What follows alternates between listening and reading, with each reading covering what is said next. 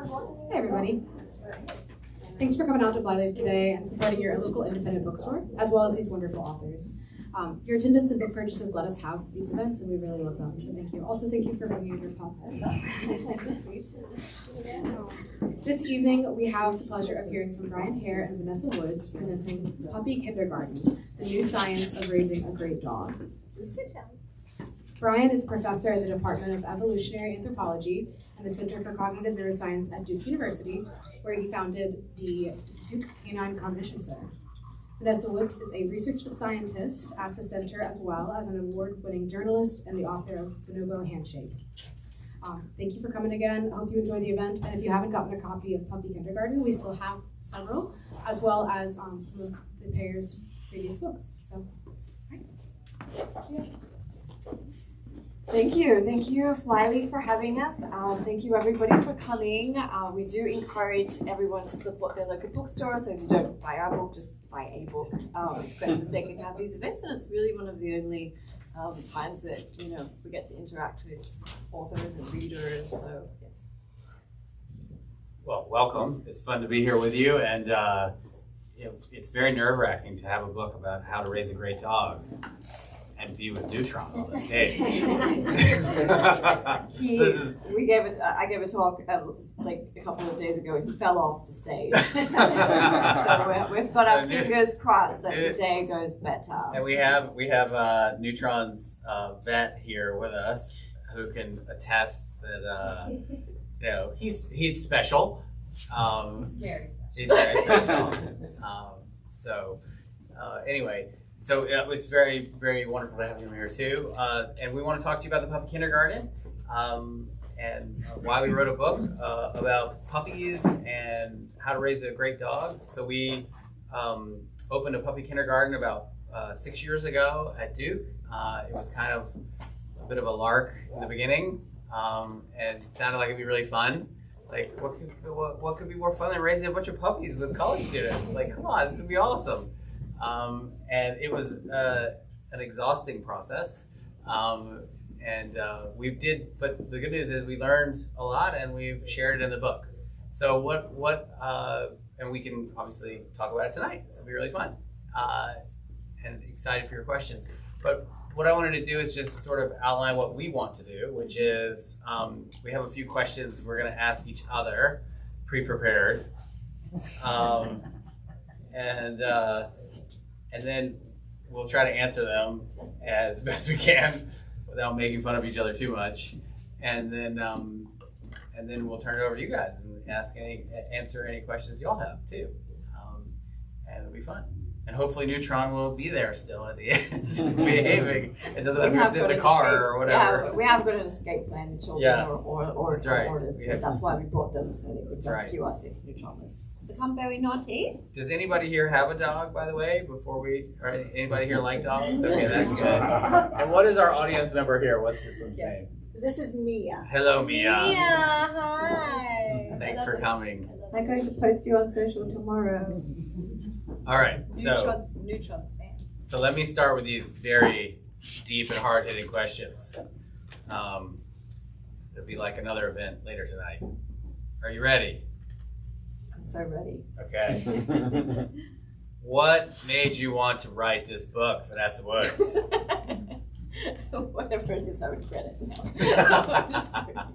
So I think it was that, Brian and I realized we're in this real cultural shift with our dogs, and dog owning has changed so much from even a generation ago. Like, when Brian and I were young, our dogs used to run around the neighborhood. They were off the leash, chasing cars, sometimes getting hit by cars, and my dog used to sort of round up all the local bikers because the bicycle riders, because she was a cattle dog, and Brian's old dog used to go jump in people's swimming pools during the day.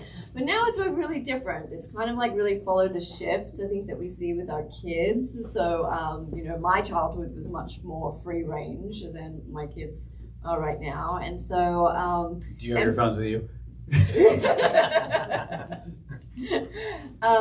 And that dogs are much more part of our family. It's the way and that's wonderful. But they have been following this sort of like trajectory of our children. So, just like our kids, our dogs aren't really off leash.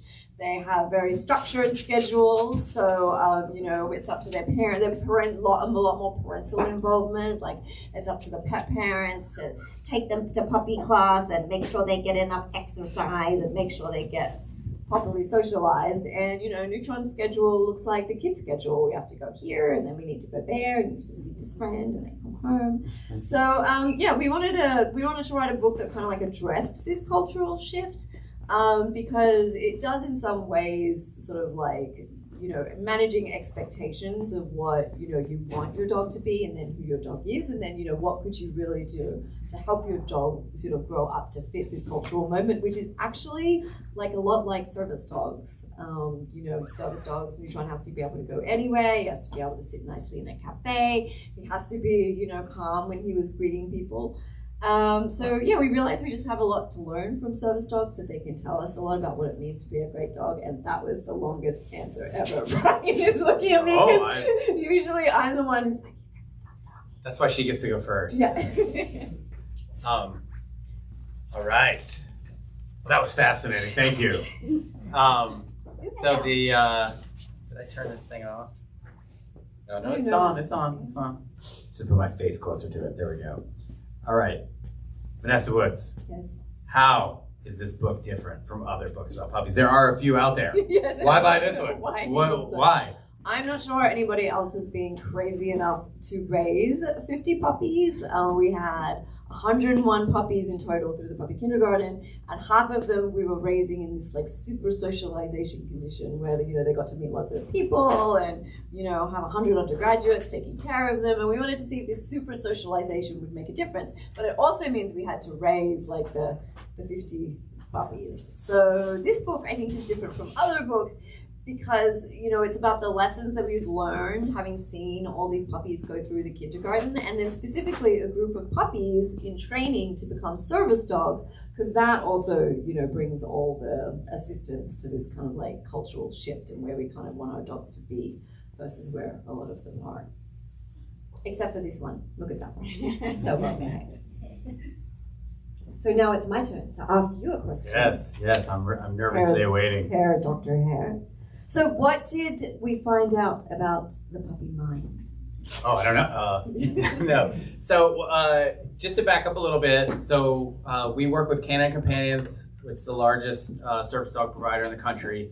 We worked with them since 2010 at Duke. And so we've traveled all over the country to their different campuses and worked with adult dogs right before they're about to be trained. And we had identified a whole bunch of cognitive abilities that are important for them to make it through the training. And when I say make it through the training, most of the Triangles universities, once you're in, you will graduate. Duke, for instance, has about a 98% graduation rate. So if you're accepted, there's a 98% chance that if you go to Duke, you will make it through. So when you go to Canine Companions College, and they have 6 campuses all over the country, you actually are there for real education, and only 50% of the dogs make it through. It's very tough. They have a very tough, strict criteria. So the question, though, is when those dogs show up, it's the equivalent of being kind of like an 18-year-old kid. A lot of time and money and energy has been invested in that individual. So how do we get that graduation rate up? How can we potentially have more dogs get through the program? And so the puppy kindergarten, the idea was, wow, we found these things that predict in adult dogs before they're trained. We found things that we can predict when they're adults that might tell us they might make it through the program or not. Could we do that when a dog is much younger? If we could do that when a dog is a puppy, we could really revolutionize how these dogs are raised and trained and get more dogs out helping more people. People with veterans with PTSD, kids with autism, people who are physically disabled, etc. So that's sort of the mission. And so we raised, as Vanessa said, over 100 dogs. And to step back even further, though, we were like, oh, okay, so let's just do these games and we'll just make some predictions once we know, what the puppies did. The only problem is, well, how old should the puppies be? You go into the literature, and actually no one had ever studied in depth with high resolution anything about dog cognitive development. So when should we study them? At 6 weeks, 2 weeks, 8 weeks, 16 weeks?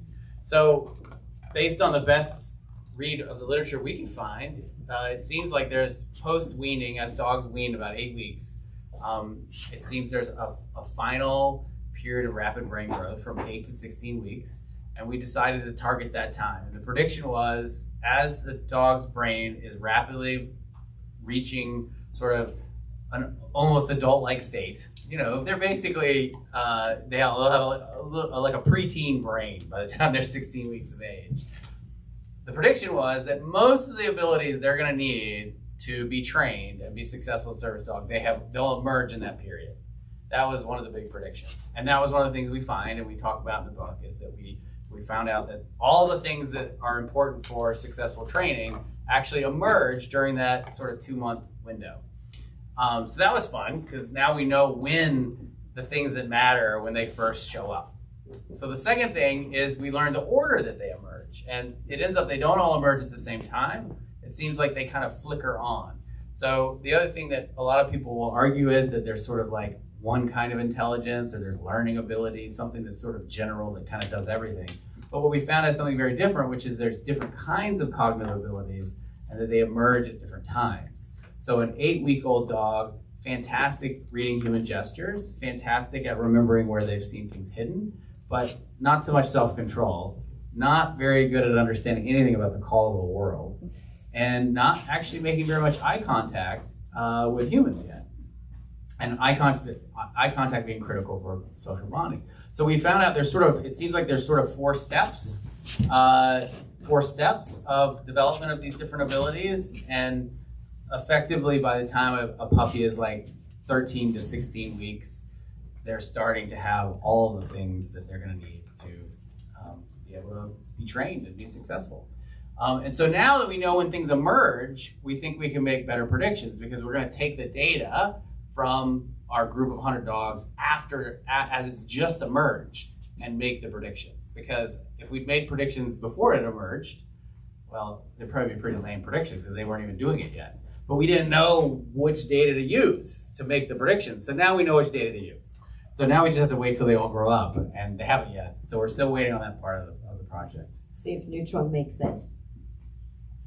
Yes, and Neutron is an alum of the puppy kindergarten. He was spring 24. And so he's like 9 months old now. Yes, he's 9 months old. Mm-hmm. And we have a feeling about whether he'll make it or not, but we're just worried parents. All right, so another question. What was your most surprising discovery? Okay, the most surprising, there's 2, but am I allowed to talk about which? There's one I'm supposed to talk about, one I'm not. Well, I got in trouble for that last time. You want to do something with that?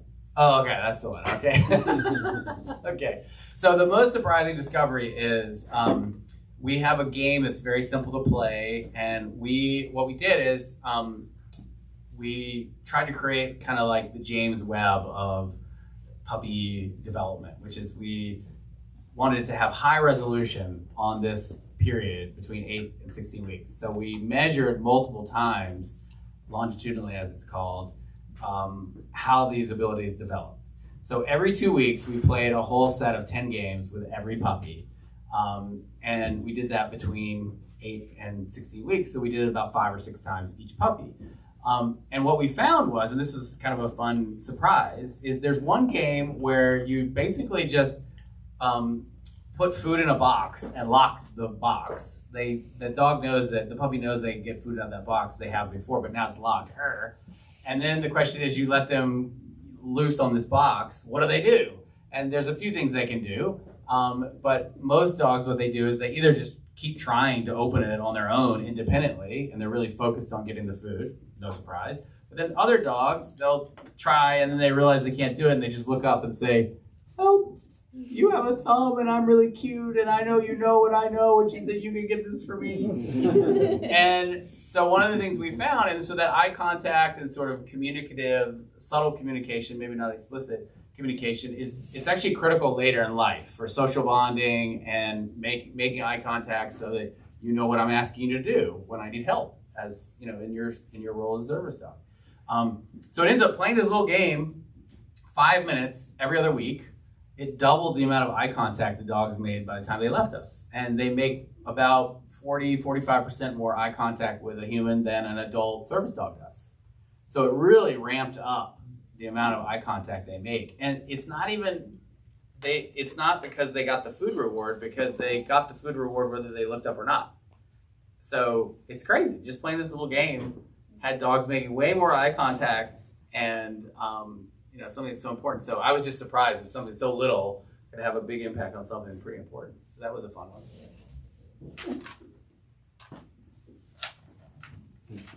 I don't know if it'll do it in adult dogs, but I imagine playing this game with an adult dog would do the same thing.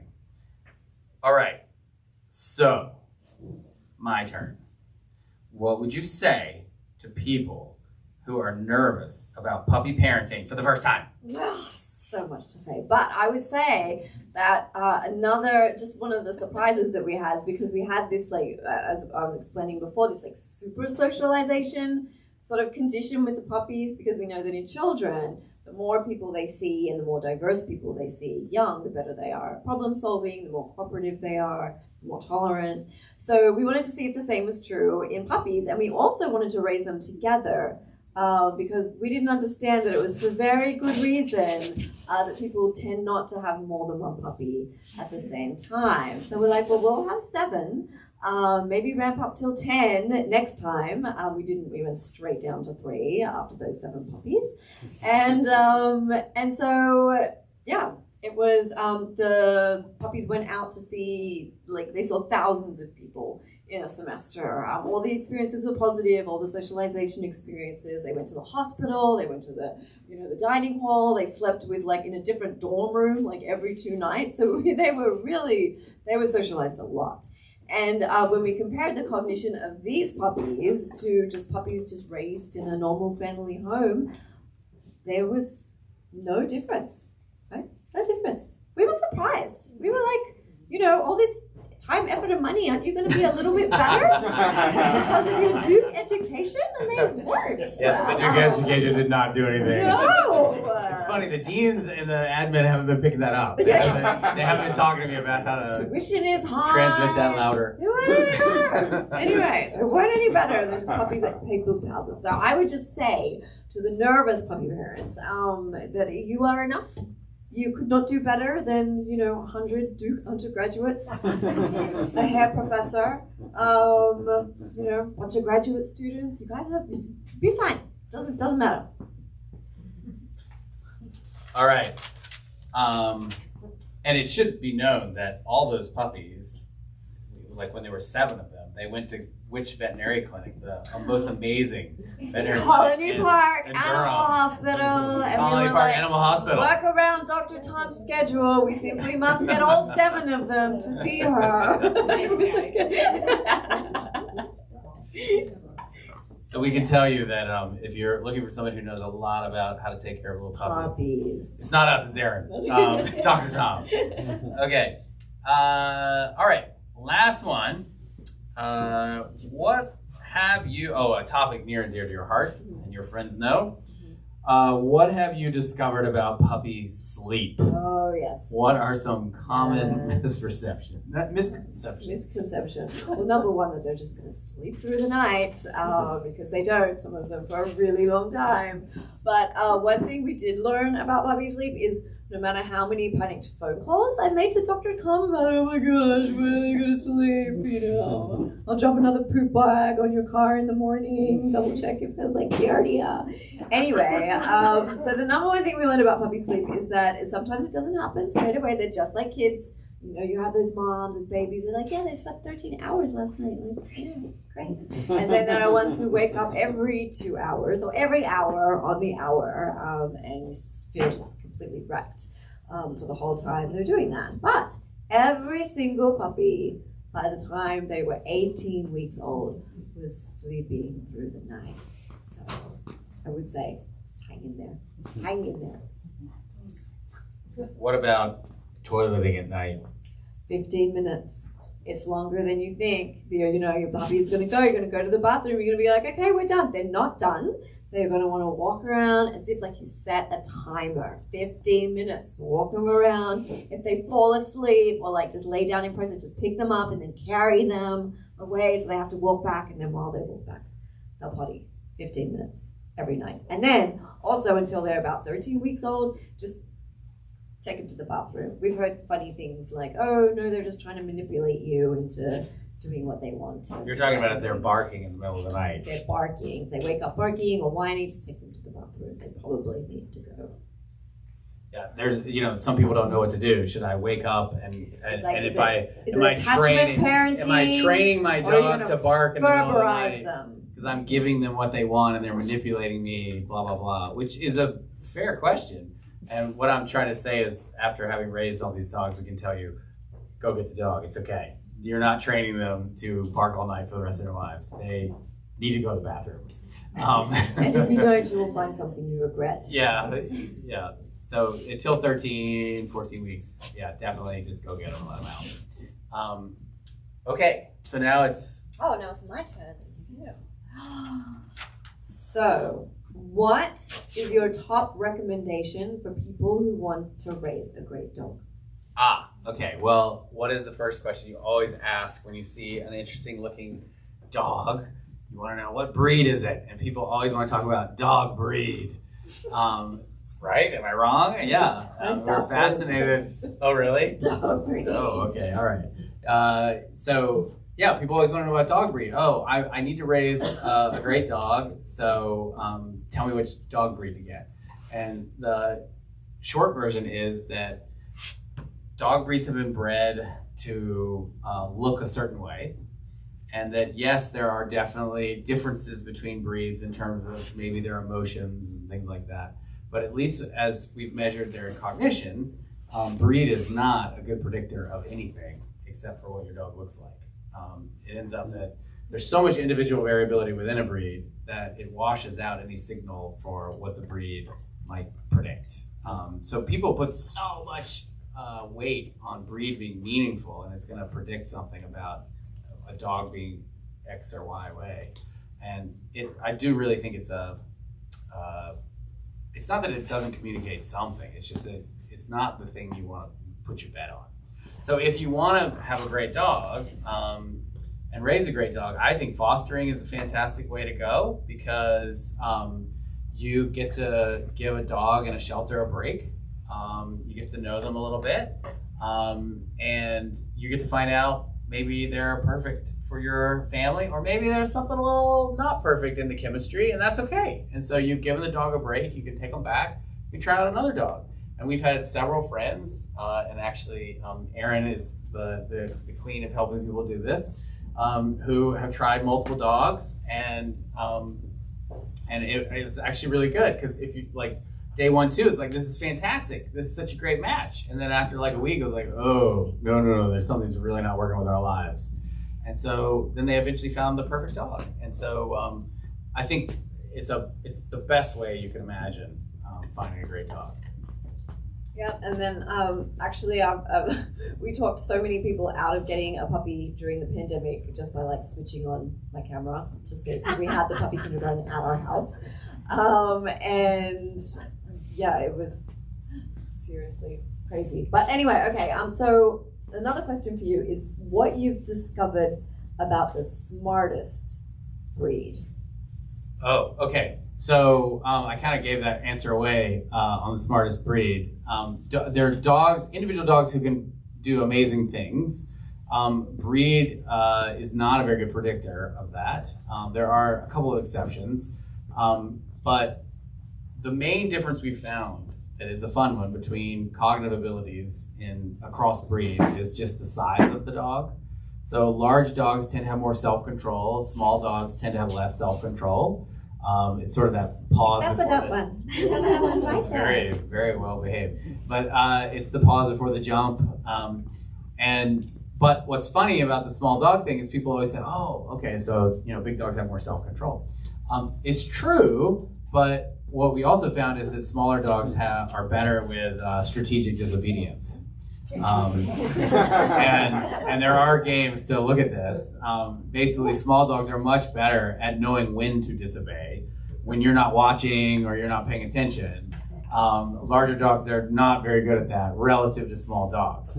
So it's not, that's why it's like, it's not one smarter than the other. They just have different strategies and different profiles. Another good example is even within Labrador Retrievers. So this population of dogs, canine companion dogs, their original breeding stock were Labradors and Golden Retrievers. But they've been a closed population for 40 years. If you ask me, I'd tell you this is a different breed of dog. It's not a Labrador Retriever, it's a canine companion dog. They are xenophilic. They're attracted to strangers and strange dogs. They have a high prevalence of the POMC gene, which gives them huge motivation to eat. And they have a difficulty with obesity if they're not very carefully watched, but it's a critical thing for them to be food motivated. You can see how he is. And it's what drives them to want to then solve problems and work with people. So they really are, and I've also worked with bomb detection dogs that the Marine Corps were training, and they're also all Labrador Retrievers, and I can promise you they wouldn't be able to do this. They could not be more different. They can't hold still, they run through walls, they are completely motivated to solve problems on their own. They don't want help or to make eye contact, but they're Labrador Retrievers, and they, if they did this, they wouldn't be very good at their job. And so even within that one breed, there's massive individual variability. And so, you know, is there a smartest breed? No, they have different cognitive profiles. And then the question is, you know, why? And what's the one that you have at your house? So I think we're ready to open it up for questions. Yeah. Do you know what percentage of the puppies in just the ones you all raised that graduated into service? So we have a lot of puppies that aren't old enough yet. So Neutron won't turn in for another 18 months, so we don't know. But I think of the ones who have gone through the kindergarten, I think we're at 50%. Like about half of them make it, which is, you know, the average. As service? Yes, as graduated service dogs or facility dogs and made it through the program and did. So, I mean, the Duke education didn't do anything. No, it was managed. Yeah. Can Go I ahead. follow Sure. that? Of the dogs that weren't in puppy kindergarten but trained there at the same time, do you have was anything done differently with them? You mean in terms of their experience growing up? The same, did they do the same tricks, the same box and? Oh, Yeah, the they did the same games? Yeah, so was there any difference? We had two who did. Oh, thank you for bringing them in. No, I mean the dogs that were home reared instead of campus reared. When you look at their results and you compare the Duke population to the home reared population, their maturational time course is almost identical. There's no statistical difference, and any of the things we measured, we didn't detect any measurable differences. There was one exception, but it was kind of uninteresting. It was our dogs were a little bit better. There's a game where you have to reason about a causal property of solid objects not passing through each other.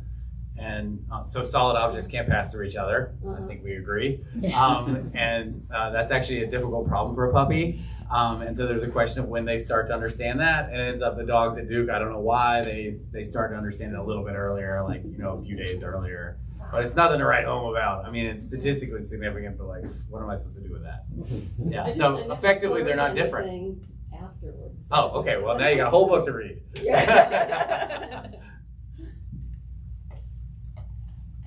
What happens to the dogs that don't pass, the other 50%? So that's a really great question. So sometimes they can be redirected into, you know, they could be like a facilities dog, or canine companions have different sort of like tracks that the dog can go through. If they don't make it, then it's usually they offer the puppy raiser. So if you put 18 months into the puppy, they'll say, you know, would you like to keep the dog? And if not, they have a waiting list about 10 years long to get one of these dogs, even after they don't make it. Yeah, and my sister raised one of our alums. So Lily was raised at the Duke pup kindergarten. Erin would have met her.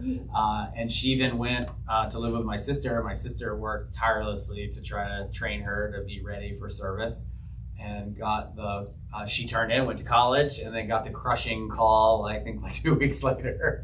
She didn't make it very long. That she was coming home to her. But actually it was because of a physical issue, not because of her behavior. But it was amazing to talk to my sister, because I really thought my sister was like kind of hoping in the very beginning, like, oh yeah, I hope I could get another dog, and I want to, if it doesn't make it, I'll get it, a 50% chance, I'll feel good about doing this, but if they don't make it, whatever. She was crushed that Lily didn't make it. She was very upset for several days. I had to talk to her. I literally had to have Margaret Gruen, the vet at NC State, call and say, no, the medical condition is a real thing, it's not anything you did, because she was so upset. So you really get into it. You want her to make it. And a lot of people ask us like, they say, we could never do this because you don't want to give I could never let the dog go, after 18 months, but you can't. No, and especially when you see the impact they have on someone's everybody life. cries at graduation. Yeah, it's amazing. Graduation. What's the name of the documentary that was out a few weeks ago? Oh, Inside the Mind of a Dog. Yeah, the Netflix documentary. You'll see that. It's a beautiful story, and you'll get to see all the puppies. Yes? I got her 3 years ago, and I am working on training her to be a therapy dog. She got her canine good citizenship last year. Wow. It was a struggle. Congratulations. But I've read a ton of books, because this is the first puppy I had in a long time. I had a lot of rescue dogs, and they all have this time period that they say, if you don't expose your dog to everything you can during this certain window, you're losing this very special opportunity. And I was kind of obsessed with, oh my God, I gotta make sure I bring them here and expose them to everything. And what you're saying is so fascinating, because it seems to run very contrary to that, right? That it didn't make as big of a difference. Okay, yes. So that's a great question. And to clarify, we agree with that advice. The socialization period is critical. If you want to raise a confident dog, you want to take them to new places and have them meet new people. And once they have their vaccines, to meet new dogs. And I say vaccine because parvovirus is so transmissible. But what we found at Duke was, we thought, okay, well, if that works, what if we like supercharge it and do it like crazy? Won't it work even more? And the answer is no. Okay. It's just what people normally do works just great. That's what we found. That is comforting to know. And so it seems there's a threshold, and once you're above the threshold, I mean, you can do more if you want, but there's no promise it's going to do anything. Now, does that mean that deprivation in some ways is a disaster? Absolutely. If you do not socialize your dog, and if you don't kind of hit that window as best you can, you could have problems. Just to follow up on that, I always quote, there's a Canadian study that looked at dogs who were in did puppy classes versus dogs which were just raised as family dogs and never did puppy classes. So not looking at how obedient they were, they looked at how well adjusted they were, and they found that dogs that did puppy classes and had that exposure had way less phobias and way less noise phobias, were less dog aggressive, and were more well-adjusted members of society. Amen. Yeah, so that's a great question. Is definitely you want them to be socialized and be exposed. I do think the only question I have, and I still don't know the answer, is people really talk about it being a window of socialization, as in there's a beginning and an end. But done work comparing dogs to wolves, it's actually not really clear that dogs' socialization window is as fixed of an end as it's usually advertised. So I do think there's some hope if there's a dog that sort of misses it a little bit. It's not a deadline. I don't think it's like the end of the world, but will the path be much easier if there's a dog getting socialized during that normal period, post weaning? Yes, absolutely. Oh my gosh. And again, it's just about confidence. You want to be confident, new people, new places, new dogs. We have a 7-month-old border collie. And after 4 corgis, we didn't know what to expect. Well, it's different. So my question is, he's easy to train. We're 7 months old. but there are some issues that we don't know to take them to puppy classes or adult dog classes at 7 months. At 7 months. Yeah. In terms of cognitive performance, cognitive understanding, 7 months, you're there. I mean, everything that would be important has emerged. I mean, they're maybe not a full deck of cards, but pretty darn close. And so it doesn't mean that there's not going to be learning and change and lots of time to shape, but I just mean the maturation of a dog's brain is, I mean, all the structures and all the different abilities are there. So it's all about what experiences might shape what's there. So the big dog puppy class will be fine. Keep up. We'll keep up. That would be the prediction. We could be wrong. You can tell us. Yeah. Did any of your dogs just like completely ignore the treat inside the locked box? Because I tried it with my dog and he was just like walking away.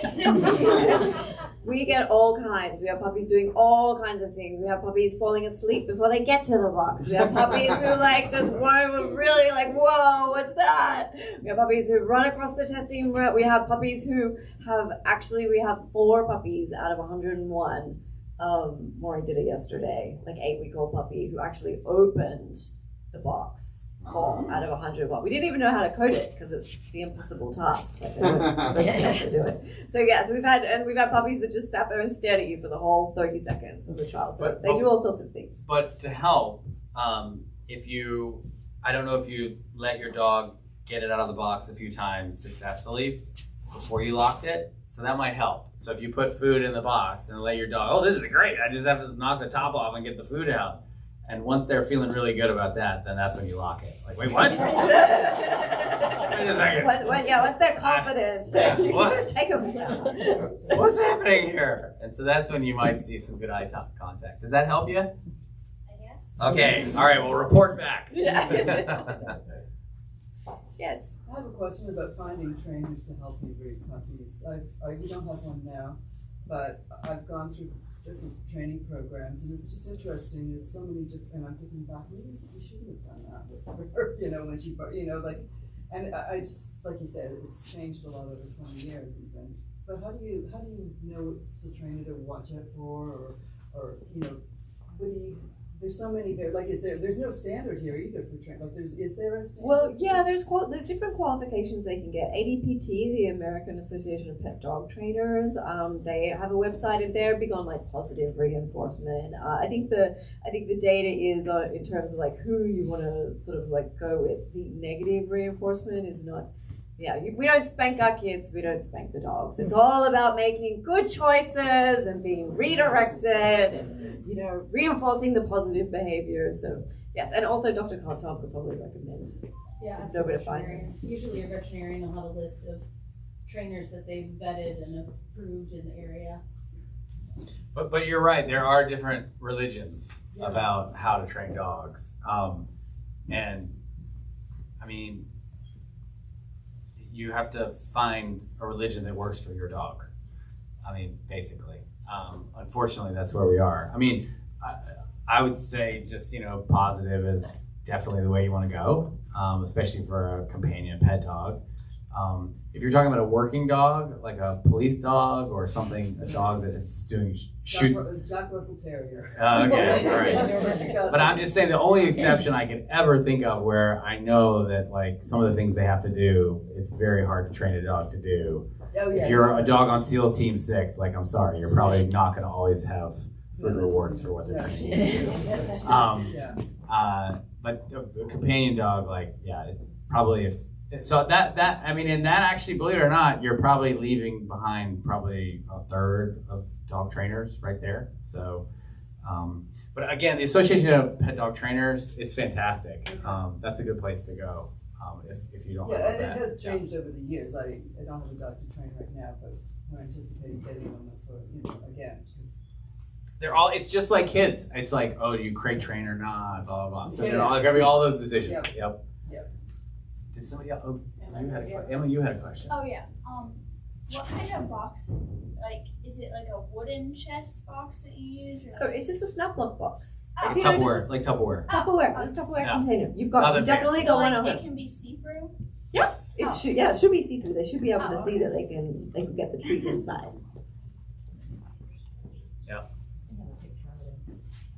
Yes, sir. I'm curious about the question that got you in trouble. The question that got me in trouble? Yeah, you said there were 2 questions. Oh, no, you know what it was? I love it. Go Savannah Bananas, first of all. And no, I stole one of her answers. I answered the wrong. Oh. The in the last wrong time order. we did this, Yeah. last time I'm like, that was my question. Oh, I'm sorry. Would have been more fun if it would have been. Yeah, I wish there was something that interesting. I'm glad it was a cool question, though. Yes, Sarah. So, with my dog in the beginning, we were really good about, we went to dog day school, like when I worked I would take her, we did the training, all that, and then as she got older, we have a dog walker who comes to the house, and now all of a sudden over the summer, she seems aggressive with other dogs. Like, she'll act all nice meeting a dog, and then she'll start growling and maybe even nip at them. So is that... How old is Rosie now? Almost 3. Yeah, I feel like sometimes as they got older, Dr. Tom, do you see like gradual? Sometimes it'll just emerge. I doubt that is anything you did. I don't think it's anything. She's not around other dogs and that. No, Or did she have a bad experience this summer with the dog, like running into somebody on leash or something like that? Yeah, that's what I know.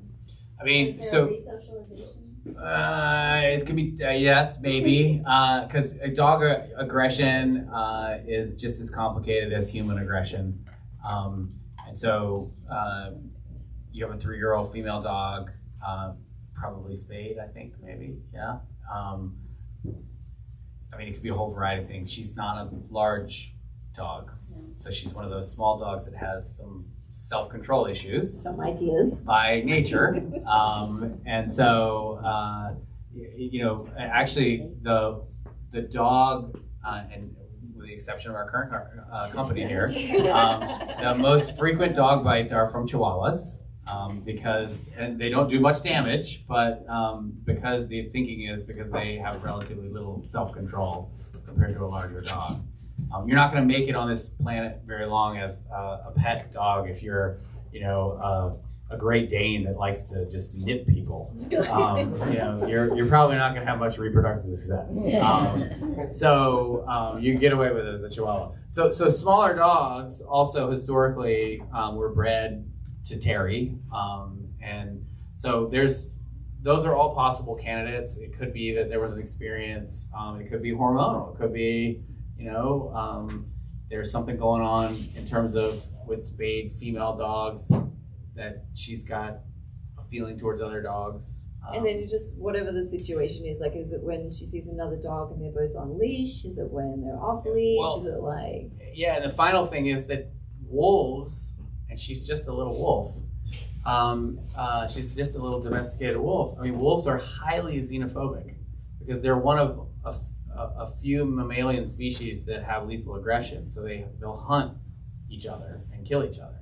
And so it's actually the natural state of a dog to not really like to meet strange dogs because that's usually what led to death in their ancestor.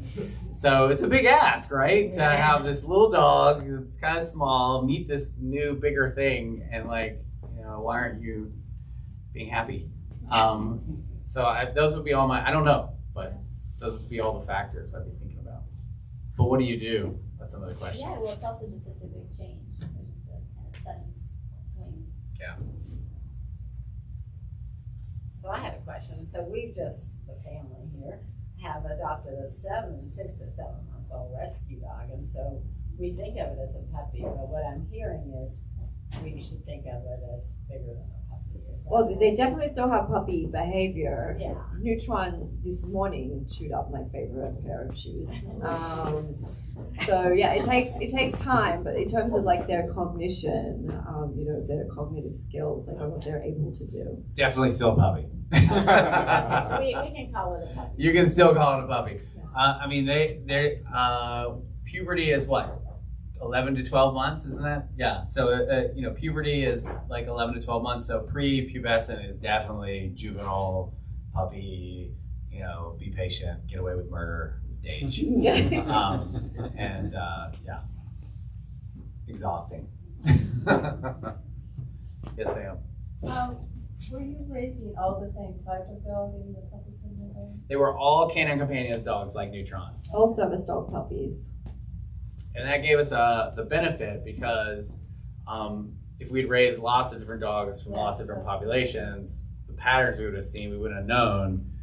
It could have been something about the history of those populations they came from. But this is a closed breeding population for 40 years, so we know everything about their pedigree and their breeding and why they're bred the way they are. So we had a really kind of unique chance to sort of narrow down some of the variables. Now the question is, if we did the same thing with lots of different dogs, would we see the same patterns? And is that the plan in the future? To do that? I hope we're going to study lots of dingo puppies. That would be the hope. As far away as you can get. You want to go to Australia, or are you bringing them here? Either way. This is about canine companion. Sure. How did you get involved with that organization? I wish it was that I was like really looking for a way to help people with disabilities, but that's unfortunately not my connection. Initially, I got an email from the president who said, "I'm going to be at this conference in Florida, and we want you to come present." This is 18, 19 years ago. We want you to come present, and it's going to be in Florida, and I was in Europe, and I was like, "Oh, sweet! I can fly through Atlanta and see my parents, and my mom's here." And I was like, "Oh, I'll go see my parents for free in Atlanta, and I'll go to this conference." And then I was blown away. I didn't know anything about that world, and I was like, "This is incredible," because I was just studying evolution. I was studying wolf-dog comparisons and how dog psychology evolved. But then I learned about this whole world of, wow, these dogs are doing this incredible thing for people. And then I realized that in studying the sort of evolutionary stuff, we were trying to make species characterizations of dog versus wolf, but we saw a lot of individual variability that we normally just ignored and threw that away. That's just noise. But I realized that noise was the signal for solving the problem that they were having. So that's how it all started. Were the puppies in the kindergarten, did they learn the same commands that the other puppy raisers had? Yep. We tried to keep them on task. Otherwise, and Ashton would come visit us to make sure we had everybody on the same. So our closest campus is in Orlando to here. The closest Canine Companions campus is Orlando, and the head trainer there is Ashton. And so Ashton would come and visit, or we do classes, and so all the Duke undergrads were held to account for. We had midterms, we had puppy midterms, and then we had the puppy finals. We had to send video proof to Orlando. So it was a lot of fun. Yes, sir. I think that my question with the human cognition and psychology side, and so you have all these puppies, you also have all these Duke undergraduates. How much about that variation of behavior and ability, communication, all of that? So I think you got, I guess y'all heard, but it was, what about the human side of the leash? Did the variation in the human side of the leash impact the dogs? And then also there's the question of what's the impact of the dogs on the people? So on the first part, we didn't really measure that in any serious way, but what we tried to do is manipulate it. That was what the experiment was about, because a family reared dog that Canine Companions typically raises, the dog's gonna meet the number of people that families usually interact with. 10, 15, maybe a couple dozen people. At Duke, some of these dogs met thousands of people. And so they met such a variety of people. The idea was, oh, maybe that'll instill some kind of confidence in them or give them some kind of advantage, which it doesn't. And then on the human side of the leash, in terms of what's the impact of the dogs on people, you want to talk about that since you were Sure. instrumental in making all that happen? So we had puppy visiting hour every day at the kindergarten. So people would come through, we'd ask them questions on, you know, how they felt before they were going in, and then how they felt coming after. And the dogs had a huge impact. No surprise that coming to play with puppies for an hour during lunchtime is a good thing for your mental health. But we didn't realize how big of a change it would have. I mean, the impact on campus was amazing. Like all the Duke undergrads know about puppies, all the applying Duke undergraduates are like writing to admissions about the puppies. So they had a huge impact on the students' mental wellness and mental health and wellness, didn't you? And I don't know about you in particular. No, we did, and we did collect data on that. And we also worked with some folks at the hospital. And especially post-pandemic, we could go back to the hospital, and we brought puppies to the pediatric oncology nurses and the doctors there, and they actually measured, because they were very worried about burnout, retention, all that kind of stuff. And it was the number one thing that people wanted was an hour a week where they could just hug puppies and just have something to look forward to at work. Was that the oxytocin? It could be oxytocin. That's right. Could be. I read that in the book. Good job, Mom. Thanks, me, Mama. Dog gets oxytocin and you do too, and that's the happiness chemical. So what about these studies where prisoners are training dogs? Have you looked into that, or what do the studies say? Or is it different? So thank you for that question. So Canine Companions also has some of their puppy raisers are prisoners. A couple of our Duke puppies actually went to prison. Well, that's what I was gonna say. The joke was when we first started, Canine Companions said, because I was like, oh, what if we can't do it well, or what if our dogs are all failing out, or they're like, oh, don't worry, we'll just send your dogs to prison if they're poorly. If the Duke undergrads ruin them, we'll send them, and the prisoners will straighten them out. But it seems to be, I don't have any data. I only have just spoken to the puppy program managers at Canine Companions, and they're trying to expand it because it's so effective for both the dog and the people, because the prisoners are so dedicated and have a lot of time to work on it. The dogs come out incredibly well trained. Do they do better in graduating than? I don't have that data. I don't know. It's a great question. It's a really good question. I know one dog who went to Canine Companions and graduated and went to prison. He graduated from prison and he did a phenomenal job with this forever person. I love it. So there's one successful. There we go. There we go. I personally know. Okay, there we go. And the person stayed at my house. He's done incredibly well. Beautiful. There are quite a few. Beautiful. Yeah, there's a lot that have stories like that. Yeah. Well, if there's no more questions. Yeah, y'all had a lot of questions. Thank you. Oh, one more in the back. Yes, sir. Yes. Of course you can ask another question. What's the smartest dog that you had at puppy kindergarten? Oh, the valedictorian. The valedictorian. No, he almost flunked out. He kept failing the warm-ups. We had the worst. We know hands down who the worst puppy was. It was probably Wisdom, I would say. Oh, right. Wisdom. Yeah. She was like, yeah, I mean, just this individual variability is crazy. Like, she just crushed every cognitive task, like, right out the gate. 8 weeks old, boom, boom, boom. She was like a laser. And in defense of Neutron, we just had the conversation internally at Duke 2 days ago.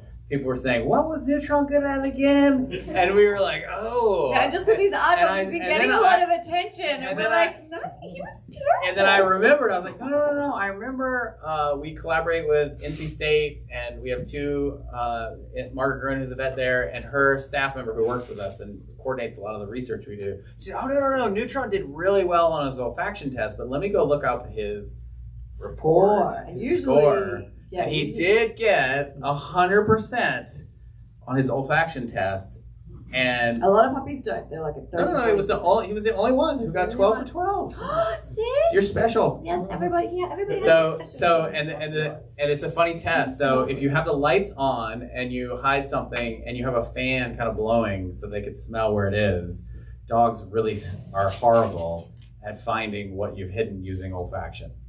And no one believes this, but we have done it again and again, and it's incredible. They really fail. So you're blowing the smell away? Yeah, no, you're blowing the smell to the dog. Okay. And all they have to do is detect the smell and go where they detect the odor, and you have to approach where it is first. You can't go close and sniff around. But they're a meter away. They can't do it. But what's really fun is you turn the lights off, and they're really good. Because they stop using their eyes. Yeah.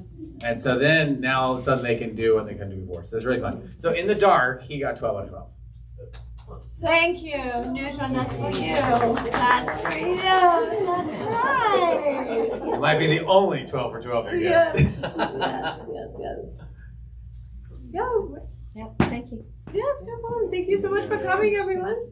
Thank you so much. Thank you. Thank you, Flyleaf.